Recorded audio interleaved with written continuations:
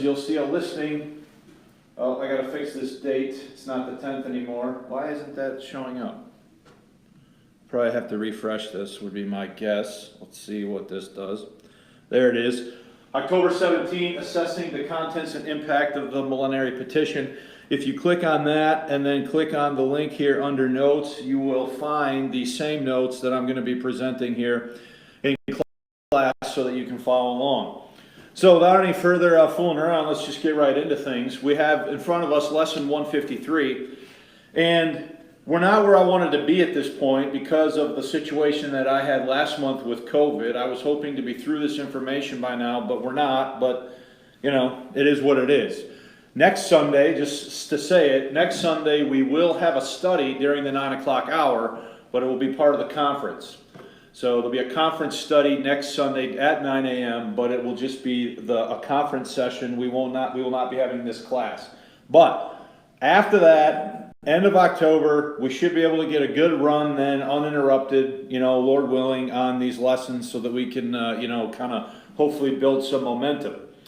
But in lesson 153 today, what I want to talk about is assessing the contents and impact of the Millenary Petition.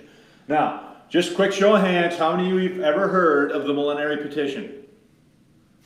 No one. So those of you that are online, no one in-house right now has heard of that. So everyone's going to learn something today, I suppose. Okay? Have you mentioned it before? I have mentioned it before in different teachings. I can't pinpoint exactly which ones I may have mentioned it in, but I know I have mentioned it.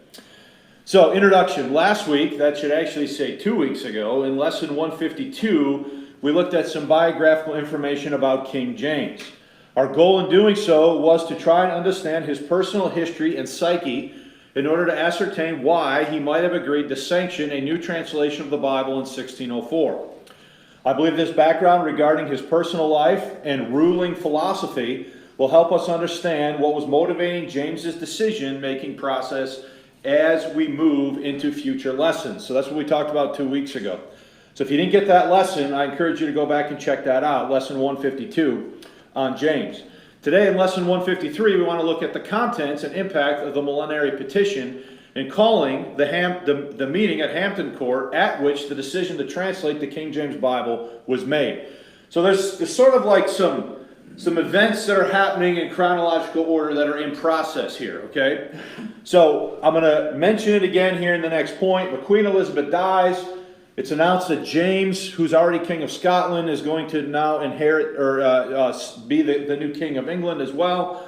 And this is going to touch off a series of events now that is ultimately going to lead to the decision to translate the King James Bible. So let's talk in the next point then about the Millenary Petition. So Queen Elizabeth died on the morning of March 24th, 1603. Later the same day, James VI of Scotland was declared King James I of England. Sir Robert Cecil, Elizabeth's chief minister, had been negotiating this move behind closed doors since 1601. So obviously the Queen is aging, right? And there has to be some kind of plan in place for what's going to happen when the Queen dies. And so the chief minister of Queen Elizabeth, Robert Cecil, had been kind of through back channels discussing what was going to happen once the Queen died. The Queen dies March 24, 1601. James is announced King James I of England. So at that point now, he is going to be King of Scotland. He's already been the King of Scotland for, I forget the exact number of years, but it's at least 15 to 20 years. And now he's also going to become King of England. So look at the next point. On April 5, 1603, James left Edinburgh for London, promising to return every 3 years, a promise he did not keep, and progressed slowly southwards. All right, so imagine the geography of Great Britain. Scotland's in the north, England's in the south. He's been the King of Scotland now in Edinburgh for at least a decade and a half.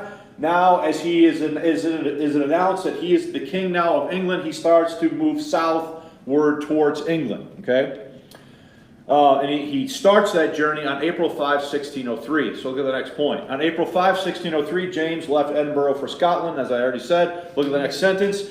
As James migrated southward, he was met in the way by a delegation of Puritans carrying a document called the Millenary Petition, the full and proper name of which is the humble petition of ministers of the Church of England desiring reformation of certain ceremonies and abuses of the Church. So that's the full title. It's shortened and known in history as simply the Millenary Petition, and there's a reason for that. Look at the next sentence. The petition outlined Puritan grievances against the Anglican Church, as well as their desire to reform some of its practices. So let's stop right there. The first study that I taught you in our resumed class, which was lesson 151, remember we talked about the religious and political context of the reign of Queen Elizabeth, and how she struck this middle way between the Catholics, the Puritans, and the Church of England, and she never did anything to keep the Bible from the English people, but she didn't go far enough with the reforms that the Puritans wanted, okay? So now the Queen is dead, James is on his way down from Scotland, and this delegation of Puritans meets James in the way and presents to him this document. So do they see in this point now an opportunity to try to press their case or their cause with the new king, who they're hoping is going to be sympathetic to their grievances, all right? Next point.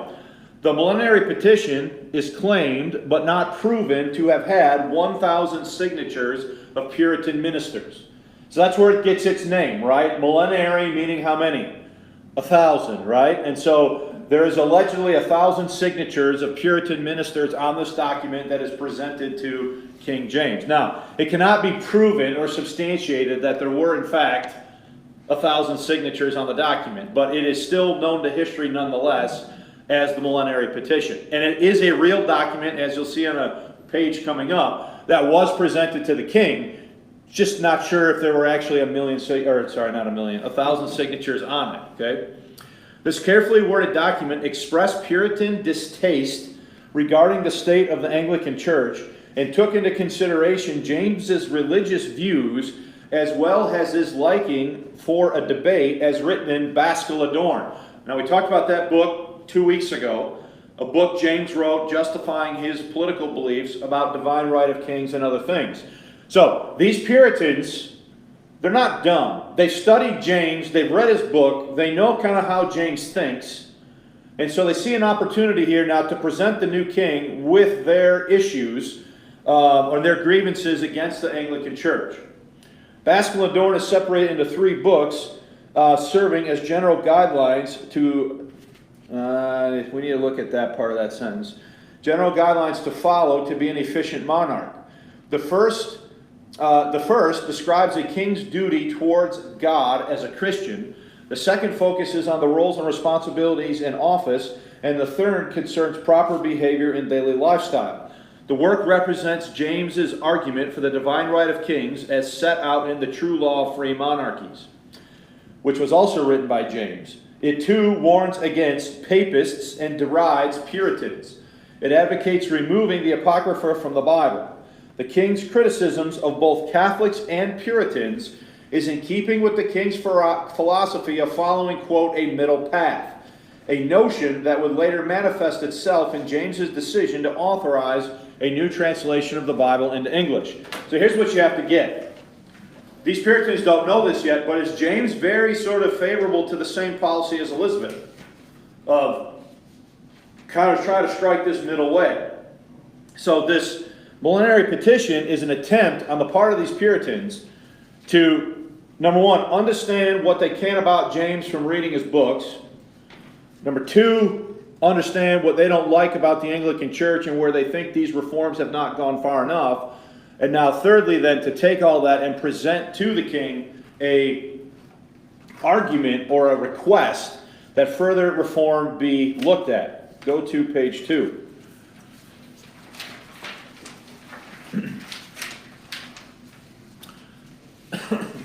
Timothy Berg, author of the blog King James Bible History, does an excellent job tracing down access to the original text of the petition in his post titled The Text of the Millenary Petition.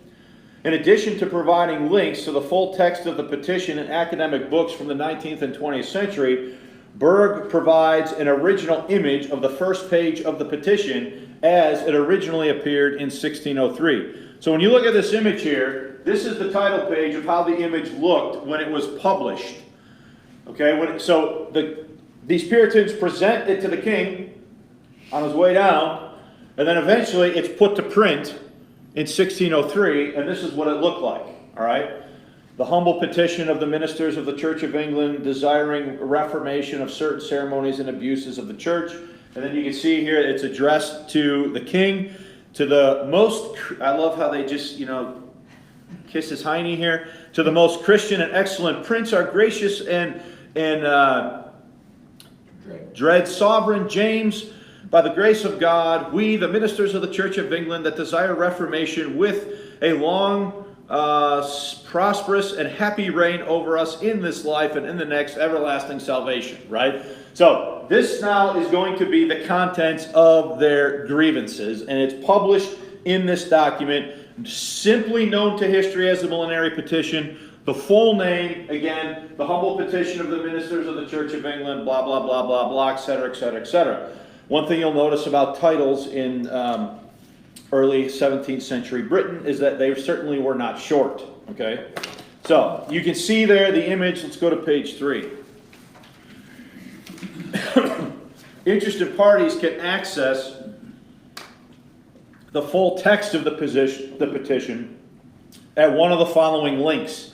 So when these notes go live on the internet, those will be active links to different resources where you could call up the whole text of this thing and read it for yourself, which I know you're all going to do after church, because it'd just be so thoroughly edifying to you to read this in early 17th century English. Right, Blake? Mm-hmm. That's what I thought. Okay. So, any questions so far? I'm sure it will put you to sleep if you're looking for something to read before bed tonight. I have read it, and we'll just move on. Through the Millenary Petition, the Puritans sought to use their knowledge of James's writings. So again, have they read James's books? Most specifically, the True Laws of Free Monarchies and Bascule Adorn. Okay. Through the Millenary Petition, the Puritans sought to use their knowledge of James's writings to petition the king for further reforms to the Anglican Church, of which James was now the head. So he's now the king. Is he now also the head of the Anglican Church? Puritan objections set forth in the Millenary Petition include, number 1, the signing of the cross during baptism. So that would be, the sign of the cross. Obviously, Catholic practice. Number 2, confirmation. Number 3, the administration of baptism by lay people. Number 4, the use of rings in marriage ceremonies. The Puritans objected to that. Number 5, bowing at the name of Jesus. Number 6, requirement of the superfluous surplice and cap. Now, what that's talking about are the liturgical vestments, the robes and the hats and all the stuff that went with that. Okay, so that they're against that. The awarding of multiple ecclesiastical positions and receiving of pay for each. In addition, the Puritans disliked the terms priest and absolution, terms they perceived as Roman Catholic, wanted a stricter observance of the Sabbath, which was originally supported by James, up until the 1617 publication of the Book of Sports, which James also wrote, and claimed that ministers should be both able and, quote, able and sufficient men. So, those are the 7 or 8 things, most notable things, that are their grievances against the church. All right? Things like the vestments, the sign of the cross, confirmation, the administration of baptism by lay people, the use of wedding rings, etc., right? Bowing at the name of Jesus. These are the things that are mentioned in the Millenary Petition that the Puritans wanted further reform with respect to. All right? Look at the next point. Timothy Berg maintains that the Millenary Petition was probably, quote, one of about half a dozen other petitions reportedly made to James while he was on his way to London from Edinburgh for his coronation between the 4th of April and the 7th of May, 1603. The petition was likely drafted by Arthur Hildesheim at the behest of Stephen Egerton, though little else is known about the circumstances under which it was originally presented to King James. So, we know that it was written by Puritans. We know what their grievances were. We know it's presented to the king on his way down from Scotland between the 4th of April and the 7th of May in 1603. We think we might know who is primarily responsible for writing it, etc., but there's some other details about it that we just don't know, that aren't known to history. Now, you'll notice if you go back up to the previous point, what is conspicuously missing from the list? If you look at this list of 7 things here at this point, what is not mentioned in the list? There's nothing said about a new what? A new translation. It's not even on their agenda, their list of things that they want the king to what? So how does this document then that's presented to the king become part of the story then that leads to the king's decision to make a new translation of the English Bible? Is everybody following what I'm saying? Okay? But it's not in the list. If you look at the next point. Conspicuously missing from the Millenary Petition is any language regarding a desire for a new translation of the Bible into English. Traditionally, the petition is viewed as the impetus for the Hampton Court Conference in January 1604. The meeting was originally set for November 1603, but had to be moved back on account of an outbreak of plague. And that is bubonic plague there, that there was an outbreak. COVID. No. It was at this meeting that James made the decision to authorize a new translation of the Bible into English. Okay, so I'm just going to draw on the board here sort of the standard interpretation of this, right? The standard interpretation of this is the Millenary Petition is presented to James. And this is in spring 1603, right? James then is going to organize or call for a meeting at Hampton Court, and the original date for this meeting was November 1603, but it didn't happen because of an outbreak of plague, and so the meeting ultimately is going to happen in January 1604, all right? And then it's at this meeting that the decision is made to translate what? The King James Bible, right? So what we're talking about today, the Millenary Petition, is a historical event that is in this stream that ultimately results in what? In the decision to translate the King James Bible at Hampton Court in 1604. So most observers of history have said that it's this document, the Millenary Petition, that leads James to call that meeting. And it's at that meeting that the decision is made to do what? Translate this, to redo another English Bible. Okay? So, but my point to you right now is, does this say anything about a new Bible? No. It says nothing about a new Bible in the Millenary Petition. Okay, so I'll pause there for a minute. Does anybody have any questions?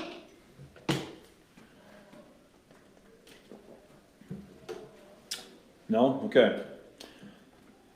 So, as it says there on that point right here, it was at this meeting that James made the decision to authorize a new translation of the English Bible. Now, let's look at the next point. Regarding the connection between the petition and the Hampton Court Conference, Timothy Berg states the following, quote, "The various requests made in the petition provide a window into the past, a snapshot frozen in time of the tensions and uncertainties, hopes and fears that were present when James I took the throne in 1603. They thus form essential background to the Hampton Court Conference, where these hopes would rise to their highest point before James largely dashed." That's his sentence, not mine. So in other words, I just copied it the way he wrote it. So if there's a strangeness to the sentence, it's not because of me, it's the way that it was originally wrote. So I put it in there exactly. But what he's saying is, so think about what he's saying. He's saying that the Millenary Petition leads to what? Hampton Court. So the high water mark for these Puritan grievances is they're going to be heard where? at Hampton Court, right? So at this meeting, the king is going to entertain or allow the Puritans an opportunity to present to him formally their grievances. Now, we're not there yet, but what Berg is saying is that essentially James is going to take their grievances and get a stick and just beat them into the ground, and he's basically going to give them nothing that they want. Now, I'm jumping ahead in the story there a little bit, but they're basically not going to get very much that they want at that meeting. James is going to side more with the high bishops of the Anglican Church than he is going to with the Puritans. So, the Millenary Petition leads to Hampton Court. It's a hammer mark for these Puritan grievances. The king is basically going to shut them down. Now think about what happens in history after that. Is that going to prompt a lot of these Puritans to leave England and go first to the continent? And when it doesn't work out for them on the continent, they're going to go where? To North America. Okay?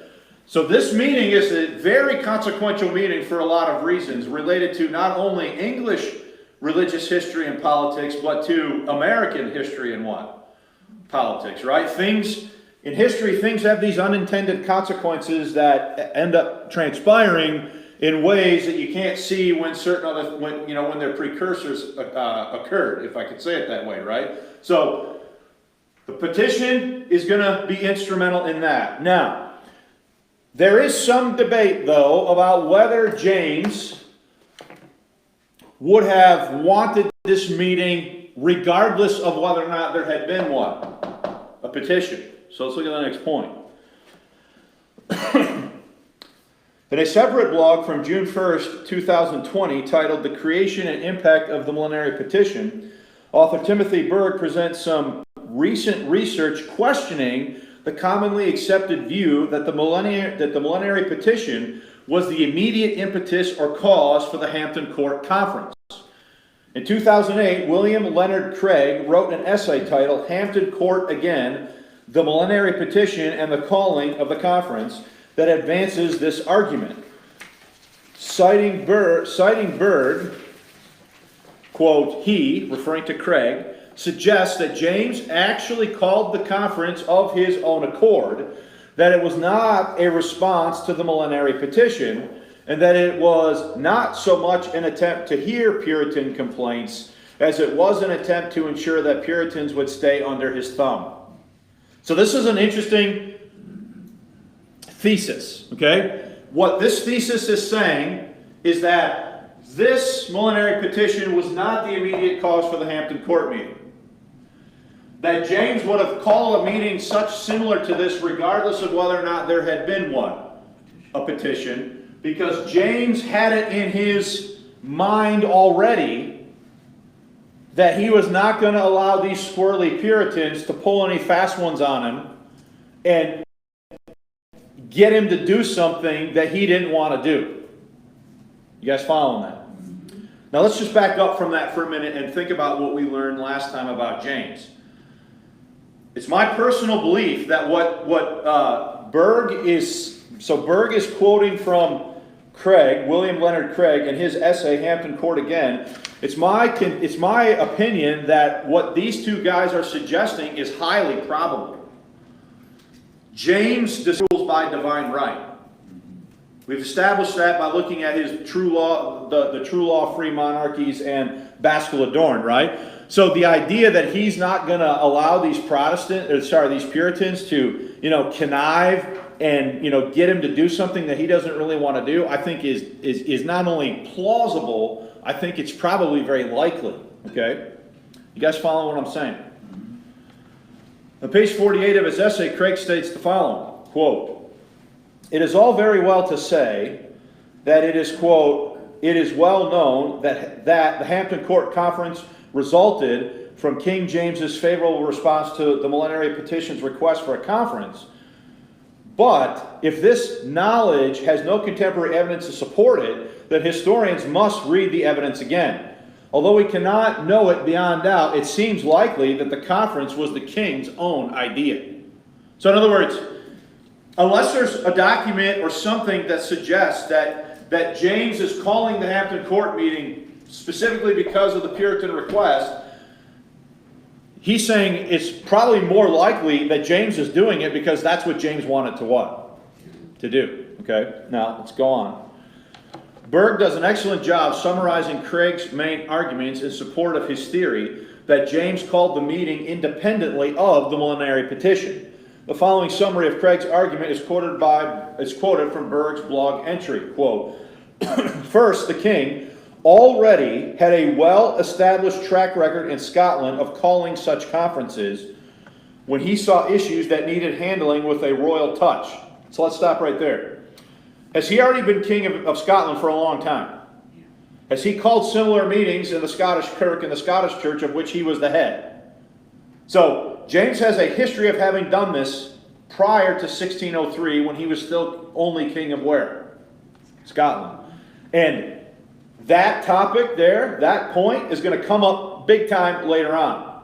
Because as it turns out, James, while he was still king of Scotland and was presiding over the Scottish Church, the Scottish Kirk, he had already decided that there needed to be a new Bible in English. So when these Puritans mention it for the first time in January 1604, they're not bringing up a topic that James hasn't already thought. Now, I'm getting way ahead of where we need to be, but I'm just saying that what is being brought to the fore here by Berg's blog and citing of Craig's essay has a lot of merit to me, and I kind of had the benefit of knowing what's coming next. You guys don't at this time, but I'm saying that there's a lot of validity, I feel, to what these two guys are saying. Okay, so look at the quote. First, the king already had a well-established track record in Scotland of calling such conferences when he saw issues that needed handling with a royal touch. This was his regular MO, or modus operandi, and he needed no outside impetus to prompt such an action. Indeed, he called 3 of them in 1604 alone.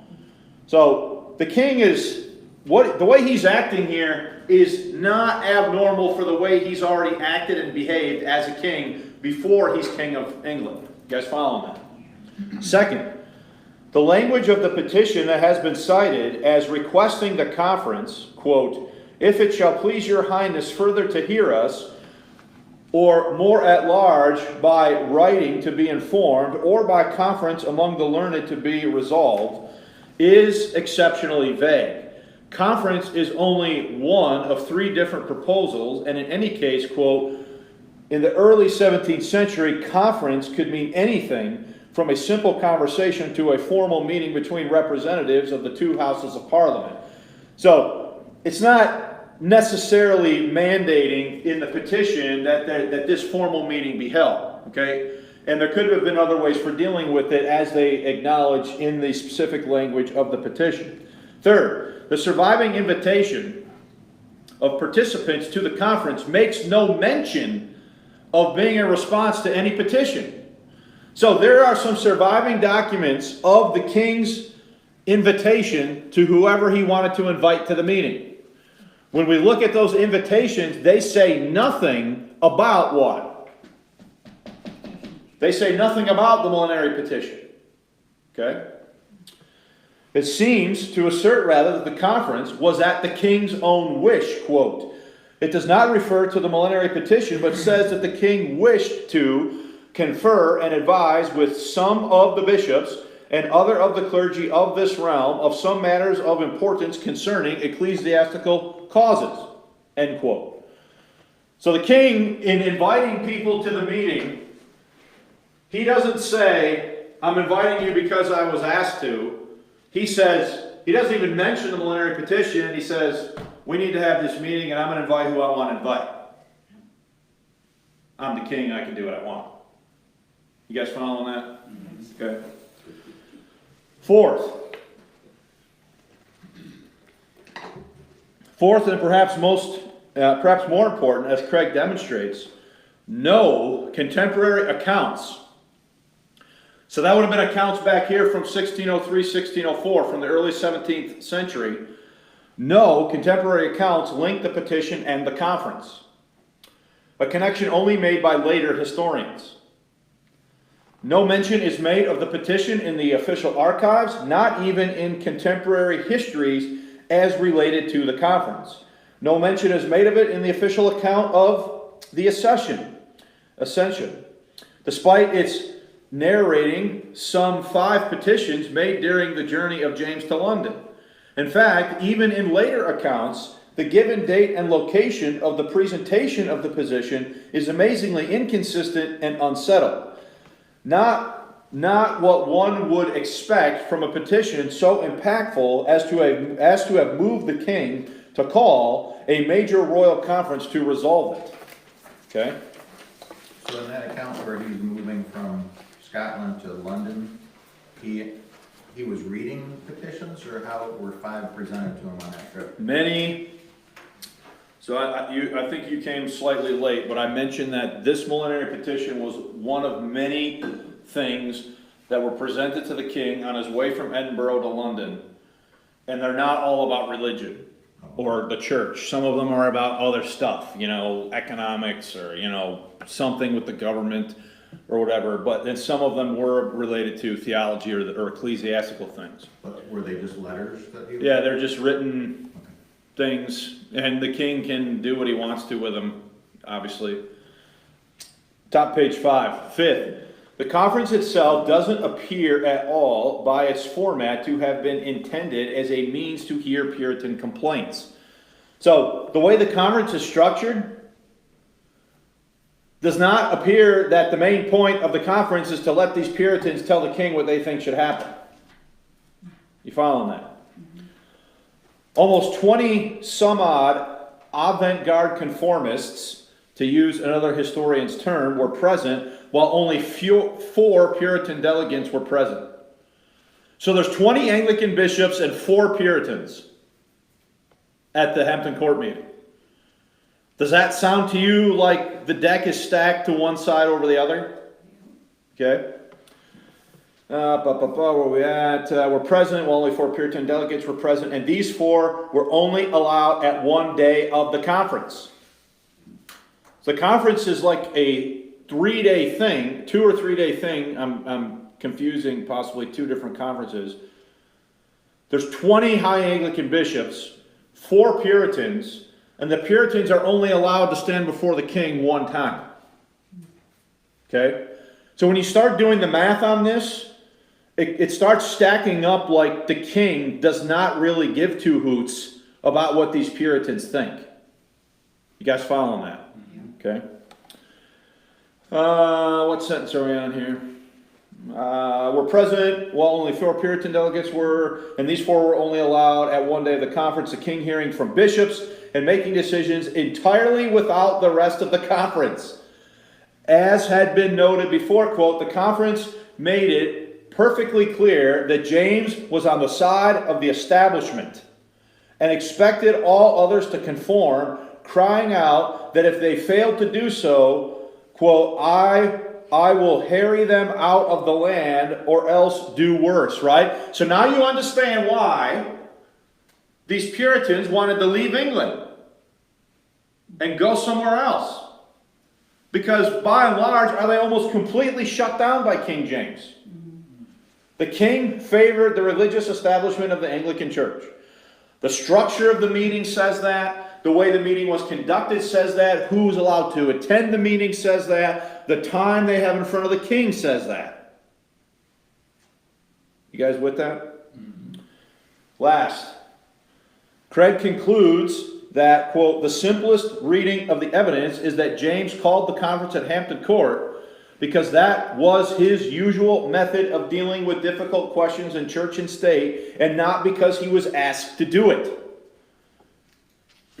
He may be slightly overpressing his point in his attempt to reevaluate the Hampton Court Conference itself, but he at the very least raises concerns about connecting the conference and the petition too strongly, and gives clear reason to question the role of the petition as the solitary cause of the conference. So, here's what I think. Do I think this was a factor? Do I think the Millenary Petition was a factor in calling the Hampton Court Conference? Yes, I think it was a factor. Is it the only factor or even the most important factor? I would say no. I would say the most overruling important factor is the political belief and psychological makeup of the king, and how he viewed authority in his realm, and how he viewed the Puritans. Which is why I spent a whole lesson telling you about all that last time in lesson 152. Because all of that is all coming together in what's happening and why it's happening. Craig's thesis, as attractive as I find it, given our background study of King James, has had difficulty dislodging the commonly held assumption that the petition was the immediate impetus for the Hampton Court Conference. One reason for this might be that William Barlow, the author of Sum and Substance, the semi-official record of the proceedings at Hampton Court, mentions the petition in several places. Okay, so let's stop there. Barlow takes notes on what happened at Hampton Court, and in his notes he mentions the petition. Okay? So those who view the Millenary Petition as the immediate cause and impetus of the Hampton Court Conference will point to the notes of Barlow from this meeting. Okay? However, there's nothing else to go on, and when you look at, as I've said, the points that Craig raises, I think there's strong reason to say that James would have done this probably regardless of whether or not there had ever been a petition. You guys following that? Look at Timothy Burke provides the following analysis. Quote, he describes the four Puritan representatives, Reynolds, Sparks, Newstubbs, and Chatterton, for example, as, quote, agents of the Millenary plaintiffs. It's from Barlow, page 2. He also describes how, while Reynolds was making his case to the king, Richard Bancroft, Bishop of London, and the arch-anti-Puritan, and shortly thereafter Archbishop of Canterbury, and the major architect of the King James Bible, rudely interrupted him, and knelt down before the king dramatically begging that no more should be heard from these schismatics. He presented three reasons why. His second reason was, quote, that if any of these parties were in the number of the 1,000 ministers who had once subscribed to the Book of Common Prayer, and yet had lately exhibited a petition to His Majesty against it, that they might be removed and not heard, according to the decree of the very ancient council, providing, quote, that no man should be admitted to speak against that whereunto he hath formerly subscribed. So Barlow Bancroft's trying to shut them down and say, you shouldn't even allow these guys to speak, because in signing the Millenary Petition and agreeing to its grievances, they're backing out of something that they already said they what? Would do or believed. Okay? Regarding what this might mean for the veracity of Craig's thesis, Berg states the following, quote, this argues that the impact of the petition was clearly felt at the conference. Yet, it also further supports Craig's claims. If the conference had been called to hear the complaints of the petition, it would hardly make sense to ban anyone from speaking who had signed it. Think about what Bancroft's asking the king to do. He's asking the king to ban anyone who signed the petition from talking at the conference. Well, if the conference had been called to hear the complaints of these guys, why even bother having one? The conference, if the king didn't already want to have say at such a meeting independent of the petition. You guys following that? Okay. As Craig notes on the very bottom of page 5, as Craig notes, these references which seem to refer to the humble petition show that Barlow and Bancroft considered it the centerpiece of Puritan agitation, but not that they thought the conference had been called as a response to it. Craig's argument does not so much sever the connection between the petition and the conference as weaken it, or more specifically, remove its causal elements, urging us to speak in more nuanced ways of the connections. The petition was still, quote, the centerpiece of Puritan agitation, which was put on dramatic display at the conference. So, just think about what's going on here.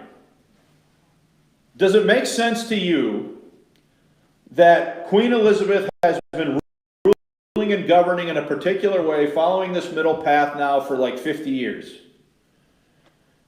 The Puritans did not like what she was doing. They thought her reforms had not gone far enough. So now the new king is coming down, and it makes sense that they see this as an opportunity to press their case for further reform, right? But the king has not operated in a vacuum. And he already has expressed in writing his personal views about governance and politics and divine right of kings and what the role of the monarch was, and so on and so forth, right? And does he already have strongly formulated opinions as he's moving down to England that he doesn't care two hoots at all what these Puritans think? But it further makes sense, at least to me then, that some type of meeting like this was going to be inevitable, whether this type of a petition had ever been written or not. So, there's a connection. It's unavoidable. Although I tend to agree with Craig's thesis that I think James would have done this regardless of whether or not the petition had ever been written. Because I think that's who James was, and I think that's how James dealt with things. Because he'd already done it that way in Scotland for a long time before he became king of England. So let's finish these notes and we'll take any questions. For our purposes, it's important to remember that the petition makes no mention of a Puritan desire for a new Bible translation. Evidence that we will consider in future lessons suggests that in 1603, as he made his way from Scotland to England, it was only James himself who thought there needed to be a new translation of the Bible into English.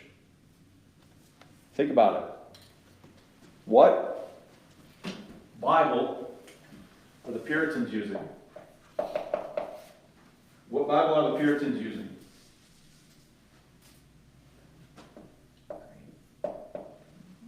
Anybody remember? Good thing there's not a test. They're using the Geneva.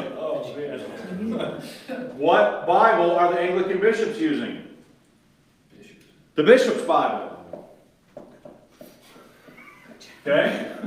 Somebody got something right. Okay. They're using the Bishop's Bible. Do these guys think they need a new Bible?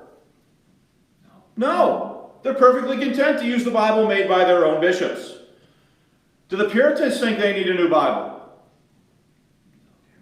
No, because they're perfectly content to use what? Geneva. The Geneva Bible. Who hates the Geneva Bible? James. Why does James hate the Geneva Bible? Because the Geneva Bible contains marginal notes that undermine divine right of kings. The most popular Bible among the people was the Geneva. The Bible read in the Anglican service was what? The bishops. So what is the King James going to be? Replacement for The it. King James is going to be, guess what? The middle way. That's what it's going to be. It's a political move, folks. On the part of James, it's a political move. It's not even mentioned where. It's not even mentioned in the petition. Why? Because are they perfectly fine with the Geneva? In fact, I'm going to show you that when Reynolds, the chief Puritan speaker at Hampton Court, finally says something about it, he corrects the bishops with the Geneva, clearly showing that what he really wanted was not a new Bible. He wanted the king to sanction what? The Geneva.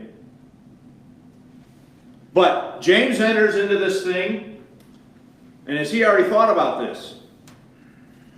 You guys with me? Okay, and I'm getting a little bit ahead of the story a little bit, but I want you to see where this is going and why everything we're talking about right now is important, right? When he becomes the king, there is a political division in his country between the Puritans who read the Geneva and the Anglicans who read what? The bishops. So here's what he's going to do. He's going to sanction this, but he's going to say you need to use that as the base text.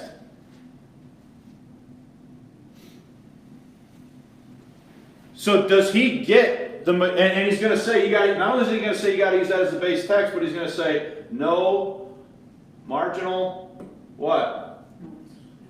Notes. So is he ultimately going to get what he wants politically based upon the people he favors and their Bible as the base for what this is going to be, without the notes of what? Of that. Now look. So you can view this from two sides. Okay? And I feel what has happened far too often in the whole Bible version debate and discussion is people tend to favor looking at, pro-King James advocates tend to look at this all as, you know, the divine work of God. Pulling James's strings and doing this and doing that, and, you know, all the result of this divine intervention stuff. You could look at it that way, and that's how most people have looked at it. But what I'm suggesting to you is that if you want to understand it, you have to look at it the way I'm explaining it to you. Now, is God involved in some way when men sit down to translate His Word? They have the Word of God, and if these are truly saved men, is the Spirit in them. But God's not going to inspire them newly or freshly in any way, right? They are translating what's already there into a new what? Into a new language, okay? But all this stuff here is the nuts and bolts of what occurred. All right, so did I finish the reading here? Or did I get into that too soon? Did I finish the notes? Did I read the last point? No, that quote, you didn't. Did I read the quote? No. Oh, I got off on that too soon. Sorry about that. So for our purposes, it's important to remember that the petition makes no mention of a Puritan desire for a new Bible translation. Evidence that we will consider in future lessons suggests that in 1603, as he made his way from Scotland to England, it was only James himself who thought there needed to be a new translation of the Bible into English. So that's what I was talking about, and that's how I got off on this, right? The Anglicans are using the bishop's Bible, and they're perfectly good with that. The Puritans are using what? The Geneva Bible, and are they perfectly good with that? Yes. In this whole meeting, when it starts, who's the only one in the whole meeting that already thinks there needs to be a new Bible? James. And I'll prove it to you in a later lesson. Okay? Read the quote. It remains an important window, talking about the Millenary Petition, it remains an important window into the exploding controversy between nonconformists and the avant-garde conformists that was first publicly showcased at the conference, which conceived the King James Bible, partly as an ultimately failed attempt to bring uniformity to the controversy.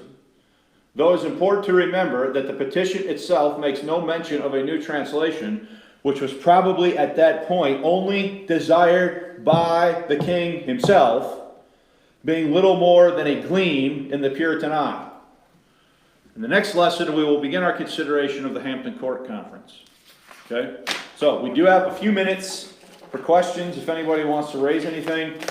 Look, guys, let me say, I'm not saying that God was uninvolved in the process, but what I am saying is that I'm not willing to view the King James Bible as a re-inspiration of the Bible into English, and that if you're going to really understand how it came to be, you have to understand it based upon the factors that are understandable and take the hocus pocus and the mysticism out of it. Okay?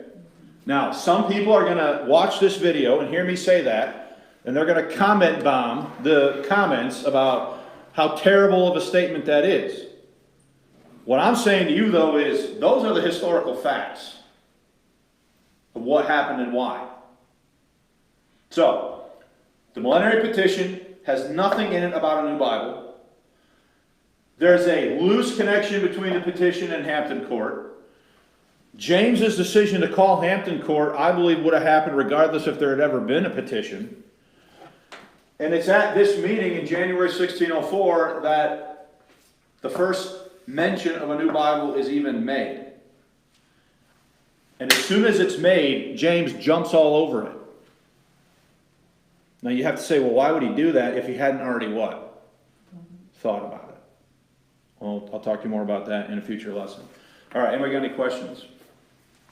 Could you make a pie chart as to the percentage of who was what at that time?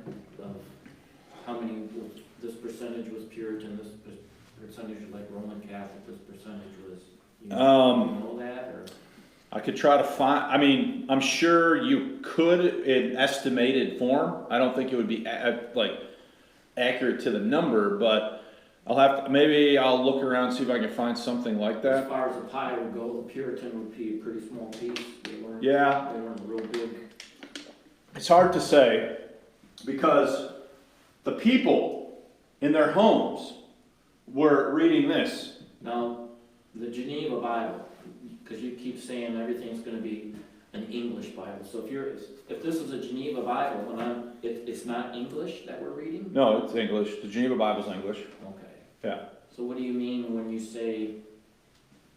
kept saying it's going to be a new English? Well, both of these are English Bibles. Okay. As Berg puts it, the avant-garde conformists, the Anglican bishops, have their Bible that they made, called the Bishop's Bible. The Puritans have their Bible, the Geneva Bible, which was made by Genevan exiles during the reign of Bloody Mary. And this is the more popular Bible read by people in their homes. This is the Bible that they're using in Anglican church meetings. So that's what I'm talking about. I'm talking about there's a split amongst the English-speaking people of the day over what Bible they're going to use. And then James enters into this, and this is a political divide because now we're having a church meeting basically presided over by the King of England to decide. So, I don't know if I'm answering your question, I hope I am. Well, it's like you have King James Bible. Mm-hmm. And because when you read out of your Bible, because this is a New King James Bible, and they're not the same. So is it kind of like the difference between the Geneva and the Bishop's Bibles? You're reading, but there's little differences here and there. I would say, on the surface, yes, that is a fair, just general comparison. I'm not convinced personally that there aren't substantive differences in meaning between the King James and the New King James. But as just a generic way of comparing it, yes, these are both English Bibles. In 90% of, they're probably going to read similarly. They're all in the line of William Tyndale. But then there are certain parts that are definitely translated, particularly by the bishops, using more liturgical language and words than were used in the Geneva Bible, and it was done that way on purpose. And if you're interested in hearing about that, in previous lessons, there's a whole section on all of that where I talk about all that. But they're both English Bibles. Okay. Now, what makes a King James different from an NIV, for example, is the text basis. What Greek text is being used to make that translation? So when the NIV leaves out verses or changes whole phrases or what have you, the reason they're doing that is because their underlying Greek text is not the same as the underlying Greek text supporting the King James Bible. Now that's, in a nutshell, in 5 minutes, as simply as I could state that. So when you get into the Bible version debate, yes, it's related to translation, but it's also related to text. What text is being translated? The Geneva and the Bishop's Bible have the same text basis. They're coming from the same text basis, and both of them are fundamentally revisions of William Tyndale. Okay? What's happening with modern versions is very different, because in the 1800s, the text basis of the English Reformation was switched for a so-called new and improved Greek text.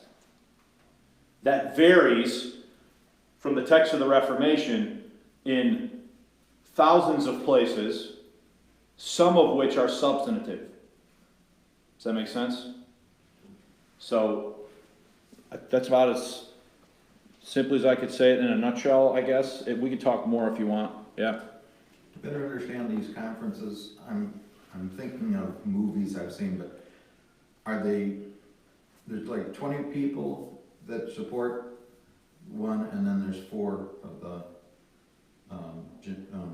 The other side. Puritans, and then they're only allowed, the Puritans, 1 day of the 3-day conference, so it's not like a court before a king, or what is this court? No, it's not a court like a court of law, but it's in the king's court. The king is seated on his throne presiding over the meeting. Right. And you've got, on one side of the room, you've got your Anglican bishops, and on the other side of the room, you've got your 4 Puritans. There's 20 of them and 4 Puritans in this chamber before the king. But are they just brought before the king to present their, why would the Puritans only be allowed 1 day? Is what I Because, Bart, the king can do what he wants. And if he only wants to... I'm just trying to picture the setting and how the interaction, did anybody discuss things with the king, or are they just presenting their opinions and then king's making a ruling, or how does that work?